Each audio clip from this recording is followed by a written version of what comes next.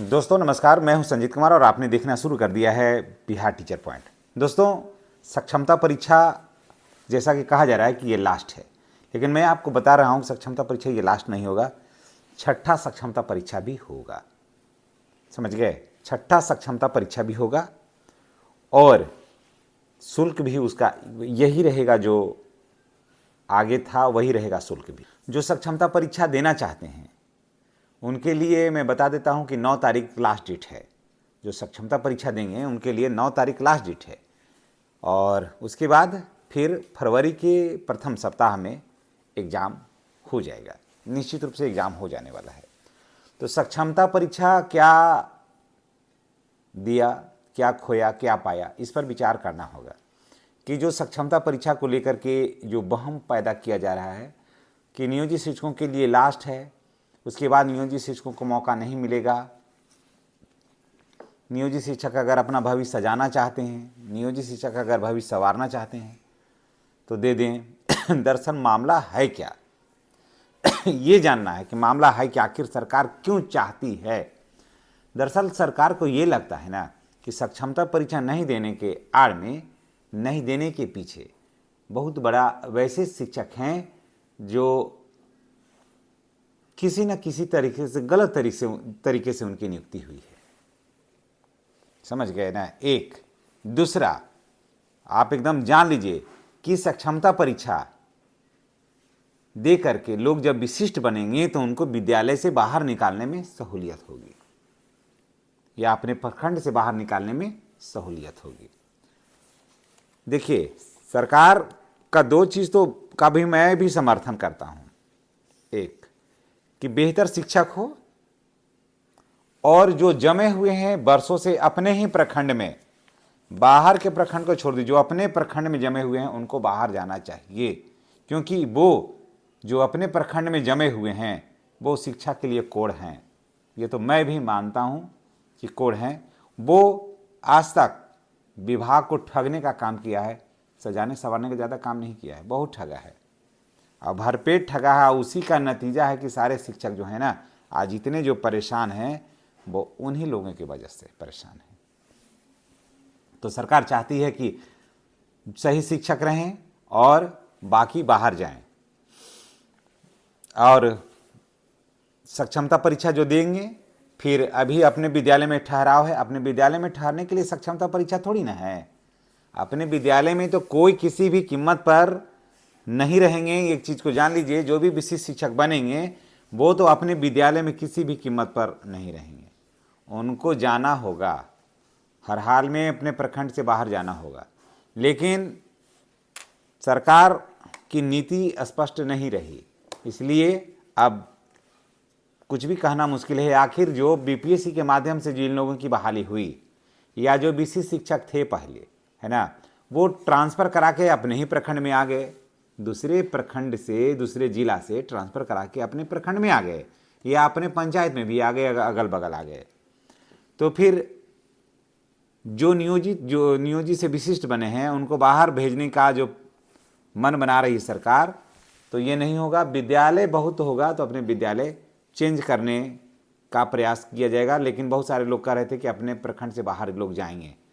लेकिन फिलहाल अभी देखिएगा कि अभी लोगों को ला दिया है, लेकिन ये ऐसी मंशा है और अंदर की मैं रिपोर्ट में आपको दे रहा हूँ कि सभी विशिष्ट शिक्षकों को अपना प्रखंड से बाहर जाना होगा। भले वो अभी ट्रांसफ़र करा के आ गए हैं, अभी अफरा तफरी का अभी माहौल, इसको नहीं मानिए, लेकिन सभी को बाहर जाना होगा। और इसीलिए सरकार जो है, आपको याद होगा कि हर सीआरसी लेवल पर एक ऐसे स्थान का निर्माण करवाने जा रही है जहाँ पर शिक्षक रहेंगे। वो सरकारी आवास होगा जहाँ शिक्षक रहेंगे और वहाँ से अपना क्लास करेंगे।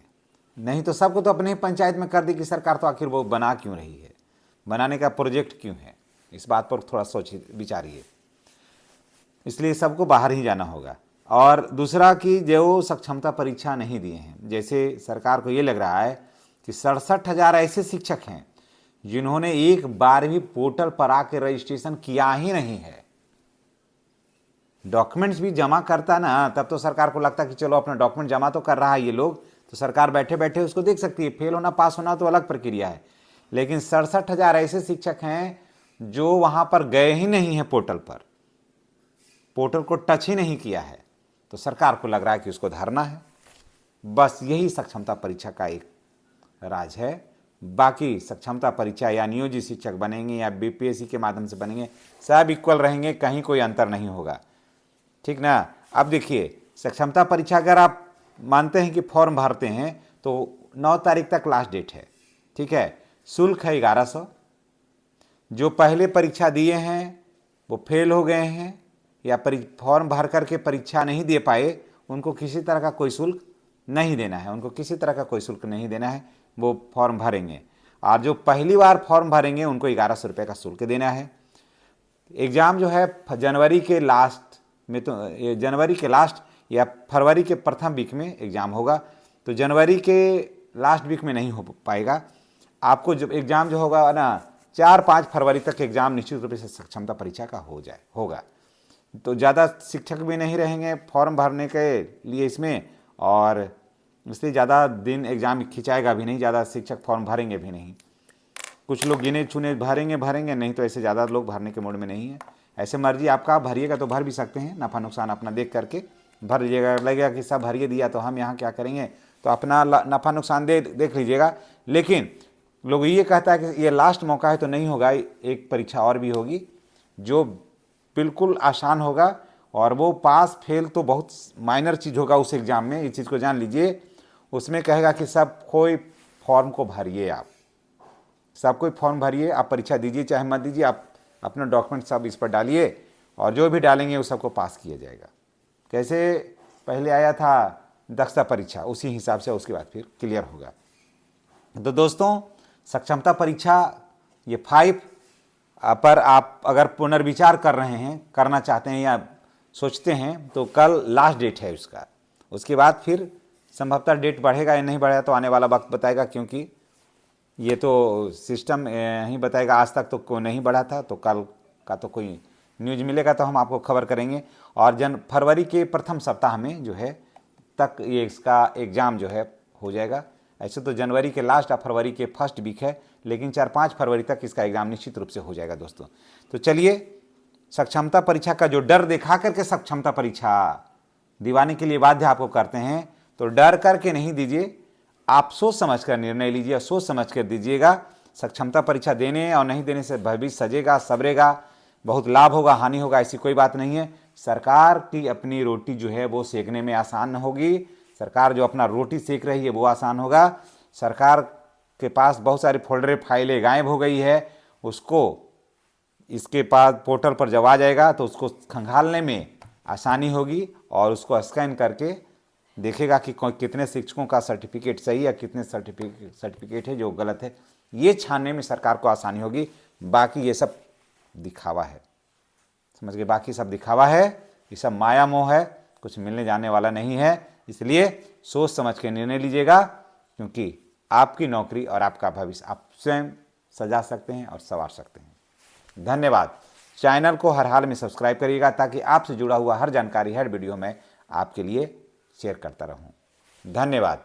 सक्षमता आपके जीवन को नहीं बदलेगा, समझ गए, इसलिए सोच लीजिएगा, समझ लीजिएगा, परख लीजिएगा। इच्छा रहेगा तो दीजिएगा, नहीं तो छोड़ दीजिए। आप नियोजित शिक्षक भी ठीक हैं। धन्यवाद।